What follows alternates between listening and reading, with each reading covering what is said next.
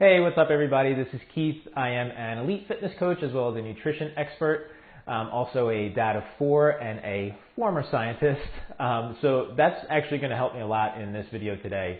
I have a degree in biology and I worked in the pharmaceutical industry for 17 years before becoming a full-time fitness and nutrition coach. And that background in research that I have has really helped me a lot as I committed to living a healthier lifestyle and learning about nutrition and the ingredients that are in foods and reading labels. And I just wanted to share with you today a couple of quick tips for reading the labels of your food, reading the ingredients, and some of the things that I typically try to avoid at all costs. Now again, I'm human. You'll hear me mention some things in here that, I just can't avoid, but for the most part, I think if you follow these tips and you're trying to live a healthier lifestyle, this will definitely help you get on the right track. So the number one biggest culprit for me, that the ingredient that I try to avoid at all costs is anytime I see anything that says artificial sweeteners. So whether that is sucralose or sulfame potassium, or sometimes it's called ACE-K, even things like Truvia, NutraSweet. Truvia is a good one because it's actually marketed as like this healthier 0-calorie sweetener, but it's still chemically processed, right? So any artificial sweetener that is chemically processed is typically something that I try to avoid. I know it's hard. I'm a former Diet Coke addict myself, but that's loaded with artificial sweeteners. So, it's marketed as this healthy alternative. It's 0-calorie. You look at it and you say, oh, this is 0 calories, calories in, calories out. But because the body doesn't know exactly how to handle these chemically altered sweeteners, it may actually be counterproductive to weight loss because the body just doesn't know what to do with it, so it just stores it as fat. So artificial sweeteners is a big thing that I try to avoid. What are the alternatives to that? I mean, I typically, like for my coffee, I only use liquid stevia drops to sweeten that. It comes from a stevia plant. I try to get organic if I can. The other thing I actually just picked up and tried out, and it tastes exactly the same as sugar, is organic coconut sugar.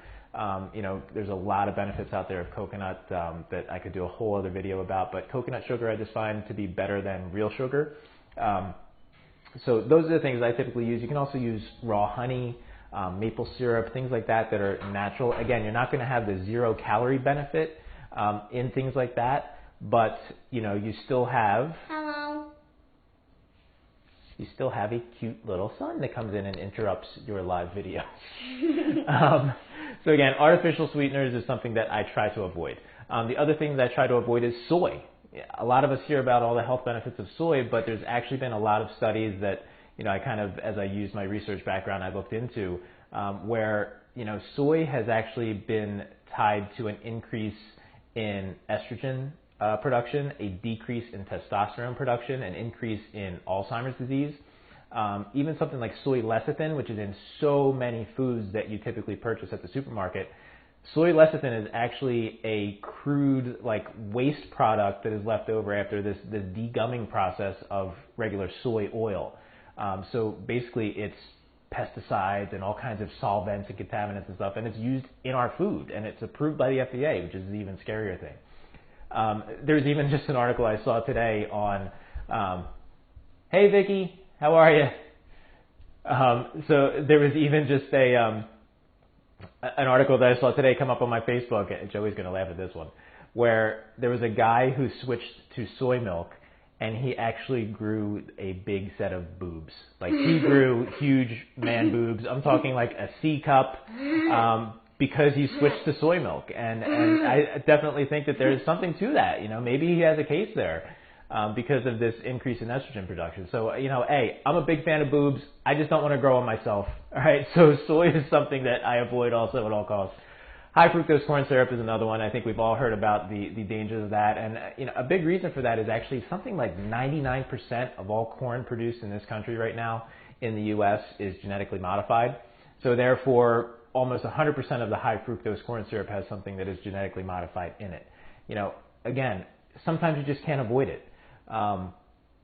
It's in so many things right now, but typically if you do have to buy something packaged, especially like bread and things like that, I always look for that label that says, no high fructose corn syrup added or something like that. The fourth and last ingredient that I'll give you today, again, I could go on and on forever, is cellulose. If you look at your ingredients, and this is found a lot in bread also, if you see cellulose, cellulose is actually wood pulp. It's wood fiber. So basically, it's just a filler agent. It has no nutritional value whatsoever. It's basically just to fill you up. I mean, for me, you might as well just go out and grind up a tree stump, throw it in a Vitamix, and put it in your shake or something like that, because that's all it is. It has no nutritional value. Again, it's in like wheat thins. I love wheat thins, right? I'm not saying that I don't eat wheat thins because it's in there, but for the most part, just know and be aware of some of the ingredients that you're ingesting, and try to follow that 80-20 rule, right? 80% of the time, try to avoid it. If that 20% of the time it sneaks in there somewhere, it's okay. Look, I'm not here to tell people, to be this like, nutrition, no, don't eat this, don't eat that. I'm just saying, if you're trying to live a healthier lifestyle, 80-20 rule, try to avoid those things. I mean, soy lecithin is in Chips Ahoy. I like Chewy Chips Ahoy, right? We like Chewy Chips Ahoy, right? Especially put it in the microwave for about 10 seconds. Anyway, just a couple of tips for you guys today for things to try to avoid. If you found this video helpful, please be sure to give it a like, leave me a comment, and don't forget to subscribe. If you'd like to see more videos like this, let me know as well. With or without cute little 6-year-olds here. And I'll talk to you guys soon. Hopefully this is helpful. Again, avoid those 4 ingredients if you can: artificial sweeteners, cellulose, soy and soy lecithin, and high fructose corn syrup. And I'll talk to you soon.